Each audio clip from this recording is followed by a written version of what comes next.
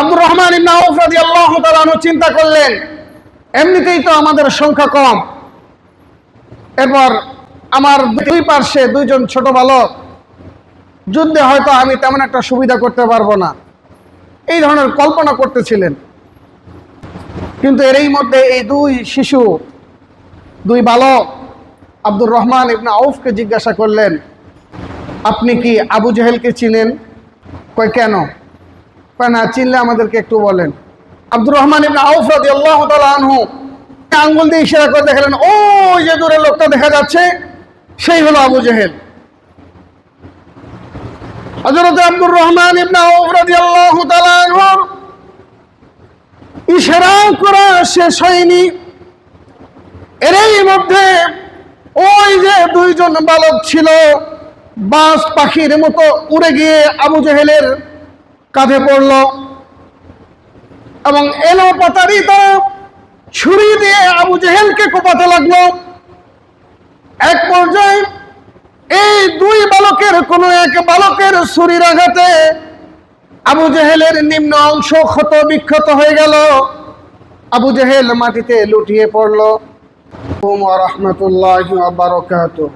আলহামদুলিল্লাহি নাহমাদুহু ওয়া নাস্তাঈনুহু ওয়া নাস্তাগফিরুহু ওয়া নাউযু বিল্লাহি মিন শুরুরি আনফুসিনা ওয়া মিন সাইয়্যাতি আ'মালিনা। من يهد الله فلا مضل له ومن يضلله فلا هادي له. نشهد أن لا إله إلا الله وأشهد أن محمدا عبده ورسوله أرسله بالحق بشيرا ونذيرا وداعيا إلى الله بإذنه وسراجا منيرا. উপস্থিত মুসল্লিয়ানে কেরাম, বেরাদারানে ইসলাম ও আমার আজিজ তোলাবা, আল্লাহ পাক রব্বুল আলামিনের দরবারে লাখো কোটি শুকরিয়া যে আল্লাহ রব্বুল আলামিন আমাদের সকলকে শাওয়াল মাসের তৃতীয় জুমায় মসজিদে আসার তৌফিক দান করেছেন। এর জন্য আমরা সকলেই বলি আলহামদুলিল্লাহ। মুআজ্জাজ হাজিরিন, আমরা ধারাবাহিকভাবে নবী জীবনের কথামালা শুনছিলাম।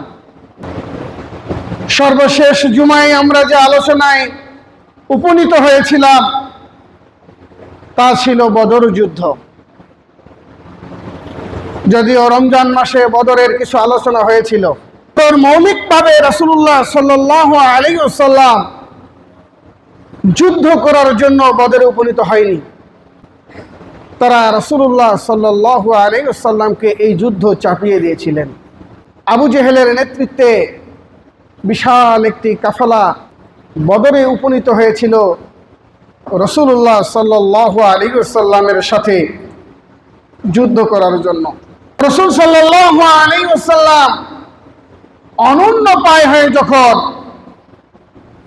এই যুদ্ধের অংশগ্রহণের সিদ্ধান্ত নিলেন, প্রথমে 3 জন কুরাইশদের মধ্যে থেকে এগিয়ে আসে, এরপরে 3 জন মুসলমানদের পক্ষ থেকে এগিয়ে যায়। কাফেরদের মধ্যে 3 জন আসলেন, উতবা, শাইবা ইবনে রাবিআ, ওয়ালিদ বিন উতবা। এই 3 জন তারা কাফেরদের মধ্যে থেকে একক যুদ্ধের জন্য এগিয়ে আসলেন এবং মুসলমানদের মধ্যে আসলেন উবাইদা রাদিয়াল্লাহু তাআলা আনহু এবং হামজা রাদিয়াল্লাহু তাআলা আনহু এবং হযরতে আলী রাদিয়াল্লাহু তাআলা আনহু। এই 3 জন বীর মুজাহিদ 3 জন কাফেরের মোকাবিলায় যুদ্ধে অংশগ্রহণ করার জন্য এগিয়ে আসলেন। 2 জন কাফের মুহূর্তের মধ্যেই তরবারির আঘাতে নিহত হলো, কিন্তু উবাইদা রাদিয়াল্লাহু তাআলা আনহু যার সাথে মোকাবিলা করছিল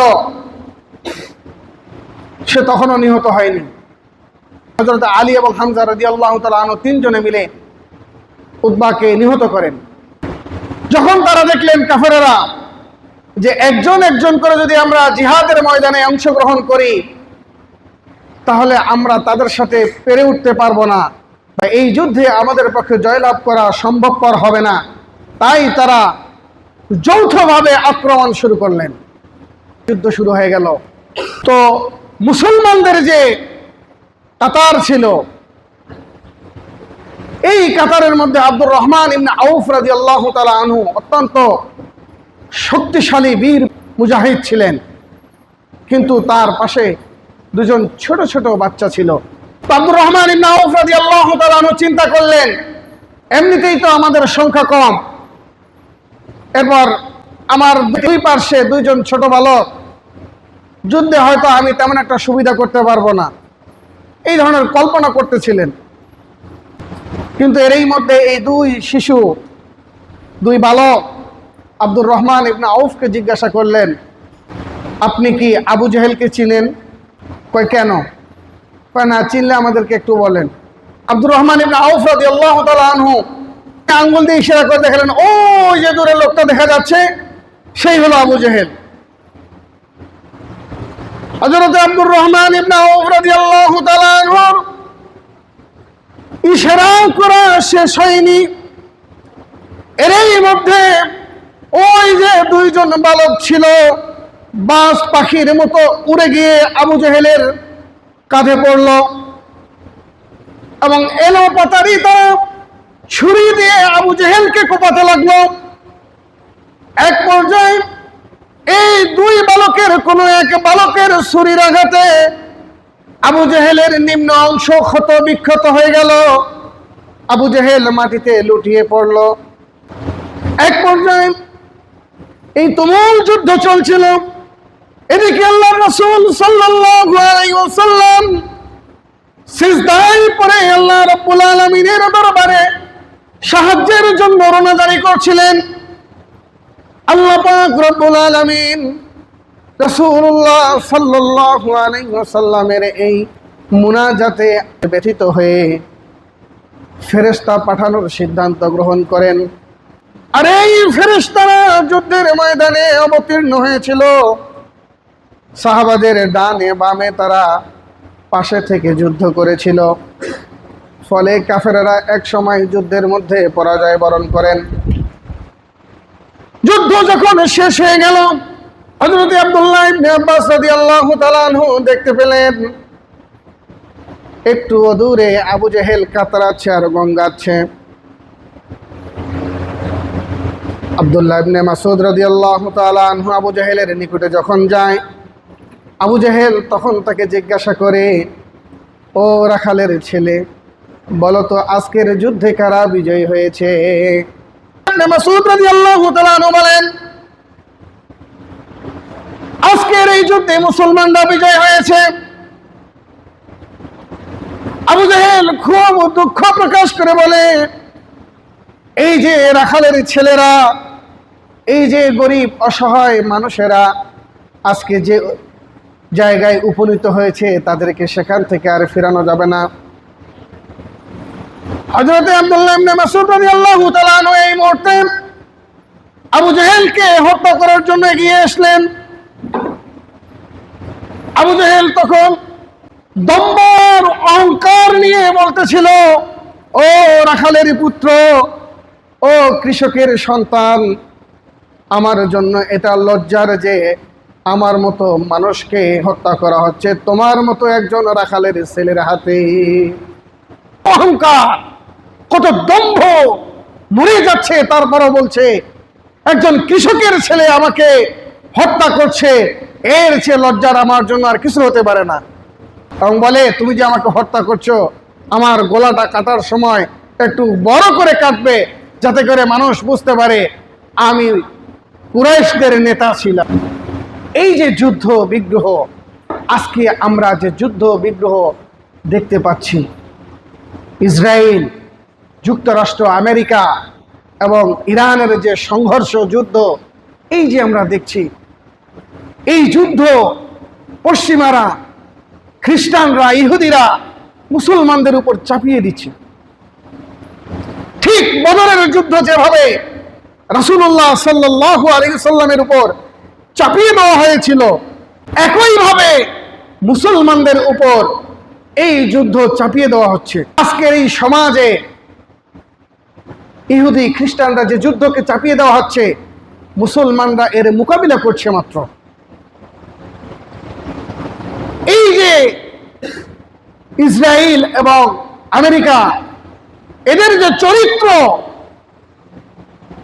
এই চরিত্র ছিল আবু জেহেল, উতবা, সাইবা তাদের চরিত্রের মতো। আল্লাহ রাব্বুল আলামিন যখন এই উতবা, সাইবা, আবু জেহেল, আবু লাহাবদেরকে দ্বীনের দাওয়াত দিয়েছিলেন, এই উতবা, সাইবা, আবু জেহেল, আবু লাহাব এদের যে গোয়েন্দা বাহিনী ছিল, এই গোয়েন্দা বাহিনীর প্রধান ছিল আব্দুল্লাহ ইবনে উবাই ইবনে সালুল। সে ছিল মুনাফিকদের সর্দার। সে মুসলমানদের কাতারে যখন আসতো, সে বলতো আমি তো তোমাদের সাথে রয়েছি। আর যখন কাফেরদের সাথে মিলিত হতো, কাফেরদেরকে বলতো আমি মুসলমানদের সাথে একটু ঠাট্টা মশকারি করতেছি। অর্থাৎ তারা বলেন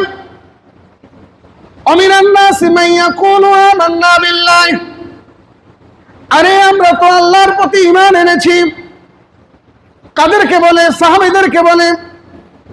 ওয়াবিল ইয়াউমিল আখির, আর পরকালের প্রতি আমরা ঈমান এনেছি। আল্লাহ পাক রব্বুল আলামিন বলেন ওয়া মা হুম বিমুমিনিন। ও মুসলমানেরা, এই যে মুনাফিকরা বলতেছে আমরা ঈমান এনেছি, মুসলমান হয়েছি, মৌলিকভাবে তারা ঈমান আনে নাই, মুমিন হয় নাই। ইউখাদিউনাল্লাহ ওয়াল্লাযীনা আমানু ওয়া মা ইয়াখদাউনা ইল্লা আনফুসাহুম। আবার এই মুনাফিক দলেরা যখন তাদের নিকট পৌঁছে যায়, তারা বলে আরে আমরা তো তাদেরকে ধোঁকা দিচ্ছি। কাদেরকে? আল্লাহ এবং যারা ঈমান গ্রহণ করেছে তাদেরকে আমরা ধোঁকা দিতেছি। ওয়া মা ইয়াখদাউনা ইল্লা আনফুসাহুম। আল্লাহ রাব্বুল আলামিন বলেন তারা তো আল্লাহকে ধোঁকা দিতে পারে না, মুমিনদেরকে ধোঁকা দিতে পারে না, মুসলমানদেরকে ধোঁকা দিতে পারে না। ইল্লা আনফুসাহুম, তারা নিজেরাই নিজেদেরকে ধোঁকা দিচ্ছে। ওয়া মা ইয়াশউরুন, অথচ তারা এই কথা অনুধাবন করতে পারছে না। রাসূলুল্লাহ সাল্লাল্লাহু আলাইহি ওয়াসাল্লাম মুনাফিক এই কাফেরদের অবস্থা অবলোকন করে তাদেরকে দাওয়াত দিলেন, কিন্তু তারা দ্বীনের পথে আসলো না। রাসূল সাল্লাল্লাহু আলাইহি ওয়াসাল্লাম অত্যন্ত চিন্তিত হয়ে পড়লেন, ব্যথিত হয়ে পড়লেন। আল্লাহ রাব্বুল আলামিন নবী মুহাম্মদ রাসূলুল্লাহ সাল্লাল্লাহু আলাইহি ওয়াসাল্লামকে সান্ত্বনা দিয়ে বলেন ইন্নাল্লাযীনা কাফারু সাওয়াউন আলাইহিম আনযারতাহুম আম লাম তুনযিরহুম লা ইউমিনুন। হে নবী, আপনি তাদেরকে যত ঈমানের কথা বলুন, যতই তাদেরকে আপনি জাহান্নামের ভয় দেখান, যতই আপনি তাদেরকে জান্নাতের কথা বলেন, জাহান্নামের কথা বলেন, কোনো লাভ হবে না। তারা ঈমান গ্রহণ করবে না, তারা ঈমান আনয়ন করবে না। তাদের কাছে ভয় দেখানো আর না দেখানো সমান হয়ে গেছে। আল্লাহ রাব্বুল আলামিন বলেন খাতামাল্লাহু আলা কুলুবিহিম ওয়া আলা সামিইহিম। ফলে তারা কোনো কিছু অনুধাবন করতে পারছে না। কেন? আল্লাহ রাব্বুল আলামিন তাদের এই পর্দা দিয়ে দিলেন। এখন প্রশ্ন আসতে পারে, যদি আল্লাহ রাব্বুল আলামিন কাফেরদের অন্তরে মোহর মেরে দেন এবং তাদের কানের মধ্যে পর্দা দিয়ে দেন, মোহর এঁটে দেন, তাদের চোখের মধ্যে পর্দা দিয়ে দেন, মোহর এঁটে দেন, তাহলে তো তাদের কোনো দোষ নেই। কিন্তু এর উদাহরণ হলো এমন, বর্তমান সমাজে, বর্তমান প্রেক্ষাপটে কিছু মানুষ রয়েছে যারা গুনাহ করতে করতে করতে করতে এমন পর্যায়ে পৌঁছে গেছে যে তাদের কাছে গুনাহকে আর গুনাহ মনে হয় না। তারা এই পথ থেকে আর ফিরে আসতে পারছে না। কেন পারছে না? আপনি যখন কোনো কিছু অপরাধ করবেন আর এর সূচনা ভোগ করবেন, অনুশোচিত হবেন, অনুতপ্ত হবেন, তখন না হয় আপনি সেখান থেকে ফিরে আসতে পারবেন। কিন্তু অপরাধ করার পর যখন অপরাধকে অপরাধ মনে হয় না, তখন নিজের ভিতরে আর অনুতপ্ত আসে না, অনুশোচনা আসে না, ফলে আর আপনি সেখান থেকে ফিরে আসতে পারবেন না।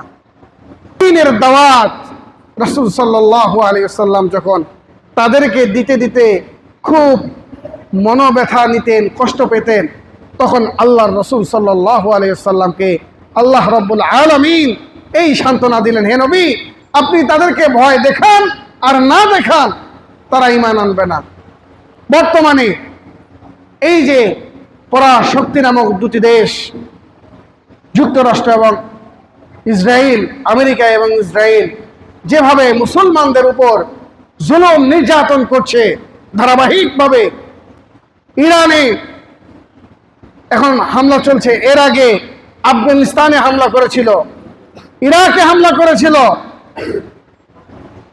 লিবিয়ায় হামলা করেছিল, সিরিয়াকে উত্তপ্ত করে রাখা হয়েছিল, সেখানেও যুদ্ধ চলছিল। এই যে প্রেক্ষাপট, তাদেরকে যাই কিছু বলেন না কেন, তাদের ভিতর কোনো দয়া মায়া আসে না। এরা তো সেই জাতি যারা এপিস্টাইনের যে নথি প্রকাশ হয়েছে, এরা হলো নর খাদক, শিশু খাদক। এই ডোনাল্ড ট্রাম্প শিশুদেরকে ধর্ষণ করে, ধর্ষণের পর তাদেরকে মেরে ফেলে এবং গ্রিল বানিয়ে তাদেরকে খায়। ডোনাল্ড ট্রাম্প এই কাজ করেছে, ছোট ছোট বাচ্চাদেরকে ধর্ষণ করে, নির্যাতন করে, এবার তাকে মেরে ফেলে, এবার আবার তাকে গ্রিল বানিয়ে খায়। যে কোনো মানুষের মধ্যে পড়ে? তৎকালীন যুগে আল্লাহ রাব্বুল আলামিন এই কাফেরদের ব্যাপারে বলছিল, ওয়াইদা কিলা লাহুম লা তুফসিদু ফিল আরদ। আল্লাহর নবী সাল্লাল্লাহু আলাইহি ওয়াসাল্লাম মক্কার মুশরিকদের, কাফেরদের বললেন, লা তুফসিদু ফিল আরদ, ও মক্কার কুরাইশরা, তোরা জমিনের মধ্যে ফাসাদ সৃষ্টি করো না, ত্রাস সৃষ্টি করো না। তখন তারা এর উত্তরে কি বলেন? ক্বালু, তারা বলে, ইন্না নাহনু মুসলিহুন, ও মুহাম্মদ, আমরা তো দুনিয়ায় কোনো ফাসাদ সৃষ্টি করছি না, দুনিয়ার মধ্যে আমরা কোনো ত্রাস সৃষ্টি করছি না, আমরা তো বরং দুনিয়ার মধ্যে শান্তি প্রতিষ্ঠা করতে চাই। আমরা মানুষের মধ্যে কল্যাণকামী, আমরা মানুষকে শান্তি দিতে চাই। ঠিক আজকে যেভাবে আমেরিকা এবং ইসরায়েল বলে মানবাধিকারের নামে যে আমরা শান্তি প্রতিষ্ঠা করতে চাই, এই যে ফিলিস্তিনে যে সমস্ত অসহায় মা বোনদেরকে নির্যাতন করলো, হত্যা করলো, নিহত করলো, শহীদ করে দিল, মাসুম বাচ্চা কাচ্চাদেরকে শহীদ করে দিল, এবং তারা এটাকে দেখাচ্ছে যে আমরা এখানে সন্ত্রাসবাদ মুক্ত করতে চাই, ফিলিস্তিনকে আমরা সন্ত্রাস মুক্ত রাষ্ট্র করতে চাই। চিন্তা করছেন? আল্লাহর কথা আল্লাহ বলে দিচ্ছেন, ওয়াইদা কিলা লাহুম লা তুফসিদু ফিল আরদ, তোমরা জমিনের মধ্যে ফিতনা সৃষ্টি করো না, যুদ্ধ বিগ্রহ করো না। অথচ তৎকালীন কাফেররা, মুশরিকরা বলেছিল, ইন্না নাহনু মুসলিহুন, আরে আমরা তো ফিতনা সৃষ্টি করি না, আমরা যুদ্ধ বিগ্রহ করি না, আমরা শান্তি প্রতিষ্ঠা করতে চাই। আমেরিকা এবং ইসরায়েল ঠিক একই কাজ করে যাচ্ছে। তারা মুখে মুখে বলে আমরা সন্ত্রাসবাদ মোকাবিলা করতে চাই মানবাধিকারের নামে। এই যে ফিলিস্তিনে হাজার হাজার মানুষকে হত্যা করলো, এটি কি মানবাধিকারে পড়ে? সিরিয়ার মধ্যে হাজার হাজার মানুষকে হত্যা করলো, এটা মানবাধিকারে পড়ে? আফগানিস্তানে দীর্ঘ 20 বছর হাজার হাজার মুসলমানকে শহীদ করলো, এটা মানবাধিকারে পড়ে? মধ্যে নিরহ মুসলমানদেরকে শহীদ করলো, এটা মানবিকের পরে? লিবিয়া এত সুন্দর একটি রাষ্ট্র, এই লিবিয়াকে ধ্বংস করে দিল। আজকে একইভাবে তারা ইরানের দিকে চোখ দিয়েছে। আপনি যদি মনে করেন যে ইরানকে শেষ করলেই মনে হয় শেষ, কোশ্চিন কালেও শেষ হবে না, ইরানের পরে তাদের স্পষ্ট বার্তা হলো পাকিস্তানকে ধরবে, তুরস্ককে ধরবে।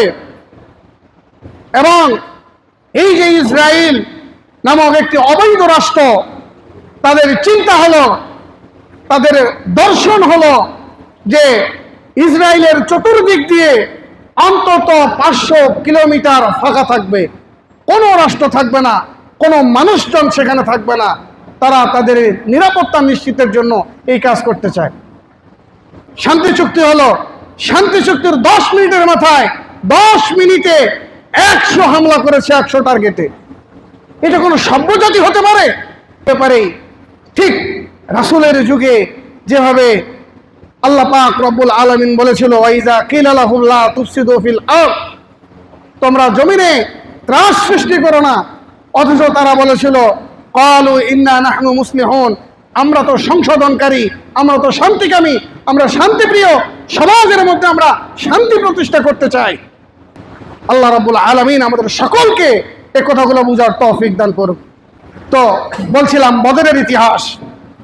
বদর যুদ্ধে যখন রাসূল সাল্লাল্লাহু আলাইহি ওয়াসাল্লামের কাছে সংবাদ এলো যে মুসলমানরা বিজয় লাভ করেছেন, আব্দুল্লাহ ইবনে মাসউদ রাদিয়াল্লাহু তাআলা আনহু যখন এই সংবাদ নিয়ে রাসূল সাল্লাল্লাহু আলাইহি ওয়াসাল্লামের কাছে আসলেন, আল্লাহ রাসূল বললেন, প্রশংসা হলো ওই আল্লাহ রাব্বুল আলামিনের, যিনি তার ওয়াদাকে সত্য প্রতিপন্ন করেছে, ওয়া নাসারা আবদাহু, এবং তার বান্দাদেরকে সহযোগিতা করেছে, ওয়া হাজামাল আহজাবা ওয়াহদাহু, এবং এককভাবে তিনি তার এই ছোট্ট ক্ষুদ্র দলকে বিজয়িতা দান করেছেন। বলেন সুবহানাল্লাহ। আল্লাহ রাসূল সাল্লাল্লাহু আলাইহি ওয়াসাল্লাম এই দোয়া করলেন। মুসলমানদের মধ্যে 14 জন শহীদ হয়েছে, এখনো বদরের প্রান্তরে তাদের কবর রয়েছে। শহীদদের মধ্যে 70 জন নিহত হয়। এই 70 জনের মধ্যে 24 জন ছিলেন যারা কুরাইশদের বড় বড় লিডার, নেতা। এর মধ্যে আবু জেহেল, উতবা, সাইবা এরাও ছিলেন। তাদেরকে একটি বড় কূপের মধ্যে দাফন করা হয় এবং 70 জনকে বন্দী করা হয়। আল্লাহ রাসূল সাল্লাল্লাহু আলাইহি ওয়াসাল্লাম যুদ্ধের পর আরো 3 দিন সেখানে অবস্থান করেন এবং যখন মদিনায় চলে আসবেন তার আগে ওই কাফেরদের কবরের কাছে গিয়ে বলে, আরে তোমরা কি তোমাদের ওয়াদা আজকে পেয়েছো? আল্লাহ যে ওয়াদা তোমাদের সাথে করেছিল তোমরা কি তা পেয়েছো? আল্লাহ বলেছিল তোমরা যদি ঈমান আনো তাহলে সুখে শান্তিতে পরকালে থাকবে, আর যদি ঈমান না আনো তাহলে আল্লাহ রাব্বুল আলামিন তোমাদেরকে আযাবুন আযীমুন দিবেন, আযাবুন আলীমুন দিবেন। আজকে কি তা তোমরা প্রত্যক্ষ করছো? এ সময় উমর রাদিয়াল্লাহু তাআলা আনহু আল্লাহ রাসূলের কাছে গিয়ে পিঠের মধ্যে হাত দিয়ে বলতেছেন, ইয়া রাসূলুল্লাহ, ইয়া হাবিবাল্লাহ, আপনি কাদের ব্যাপারে কথা বলছেন? যারা আজকে দুনিয়ায় নেই তারা তো মরে গেছে, তারা কি আপনার কথা শুনে? আল্লাহর নবী সাল্লাল্লাহু আলাইহি ওয়াসাল্লাম বললেন, ও উমর, আল্লাহ পাক রব্বুল আলামিন এমন বিধান করেছেন যারা মারা যায় তারা জীবিতদের সব কথা শুনেন, এবং তারা যে কথাগুলো বলে মানুষ এবং জিন জাতি ছাড়া সমস্ত আশরাফুল মাখলুকাত ছাড়া সমস্ত মাখলুকাত তাদের কথাগুলো শুনতে পান। বলেন সুবহানাল্লাহ। এই জন্য দেখবেন যে কবরের মধ্যে আযাব হয়, সেই কবরের কাছে কোনো প্রাণী থাকে না, কোনো প্রাণী সেই কবরের কাছে থাকে না। ওখানে রাখলে পরে প্রাণী ছুটাছুটি করে চলে যায়। তো সর্বশেষ 70 জন বন্দীকে নিয়ে আসা হচ্ছে। এর মধ্যে প্রতিমধ্যে 2 জনকে হত্যা করা হয়, তারা বেশি উচ্ছৃঙ্খল ছিল। বাদবাকি যে 68 জন বন্দী ছিল তাদের ব্যাপারে মদিনায় পৌঁছার পরে রাসূলুল্লাহ সাল্লাল্লাহু আলাইহি ওয়াসাল্লাম পরামর্শ সভা ডাকলেন। তো হযরত উমর রাদিয়াল্লাহু তাআলা আনহু পরামর্শ দিলেন, ইয়া রাসূলুল্লাহ, ইয়া হাবিবাল্লাহ, এদেরকে রাখা যাবে না, যারা যুদ্ধ করতে আসছে এদেরকে শেষ করে দেন। আবু বকর রাদিয়াল্লাহু তাআলা আনহু বললেন, ইয়া রাসূলুল্লাহ, ইয়া হাবিবাল্লাহ, তাদেরকে মারার দরকার নাই, বরং যেহেতু আমরা নতুন রাষ্ট্র গঠন করেছি, রাষ্ট্র পরিচালনায় অর্থের প্রয়োজন রয়েছে, সুতরাং আপনি তাদের কাছ থেকে মুক্তিপণ আদায় করতে পারেন। আল্লাহ রাসূল সাল্লাল্লাহু আলাইহি ওয়াসাল্লাম আবু বকর সিদ্দিক রাদিয়াল্লাহু তাআলা আনহুর এই পরামর্শকে গ্রহণ করলেন এবং তাদের কাছ থেকে মুক্তিপণ নেওয়া শুরু করলেন। 3000, 4000, সর্বনিম্ন 1000 টাকা মুক্তিপণ নিয়ে তাদেরকে ছেড়ে দিয়েছিলেন। আর যারা মুক্তিপণ দিতে ব্যর্থ হয়েছিল, যারা শিক্ষিত ছিল, তারা মুসলমানদেরকে শিক্ষার বিনিময়ে মুক্তি লাভ করেছিলেন। এই বন্দীদের মধ্যে থেকে একজন ছিল রাসূলুল্লাহ সাল্লাল্লাহু আলাইহি সাল্লামের জামাতা হযরত জায়নাব রাদিয়াল্লাহু তাআলা আনহা এর স্বামী। তার মুক্তির জন্য হযরত জায়নাব রাদিয়াল্লাহু তাআলা একটা হার পাঠিয়ে দিয়েছিলেন। এই হারটা যখন দেখলেন আল্লাহর রাসূল, এই হার ব্যবহার করতেন আম্মাজান খাদিজাতুল কুবরা রাদিয়াল্লাহু তাআলা আনহা, তিনি এই হার দেখে স্মৃতিকাতর হয়ে পড়লেন এবং তিনি বললেন যে তাকে বিনা পণে মুক্তি দেওয়া হোক। একটি শর্ত জুড়িয়ে দিলেন যে আবুল আস, তুমি মক্কায় গিয়ে আমার মেয়ে জয়নাবকে মদিনায় আসতে বাধা দিতে পারবে না। যদি এটা রাজি থাকো তাহলে তোমাকে আমি কোনো কিছুর বিনিময়ে ছাড়াই মুক্তি দিয়ে দিব। এরপর তাকে মুক্তি দেওয়া হয়। তিনি মক্কায় পৌঁছে জয়নাব রাদিয়াল্লাহু তাআলা আনহাকে পাঠিয়ে দেন। বলো মোটামুটি বদরের ইতিহাস। আর আল্লাহ পাক রব্বুল আলামিন আমাদের সকলকে এই অগোছালো কথা বোঝার তৌফিক দান করুক, আমিন। যারা সুন্নত করেন 4 রাকাত কবলাল জুমার সুন্নত করি।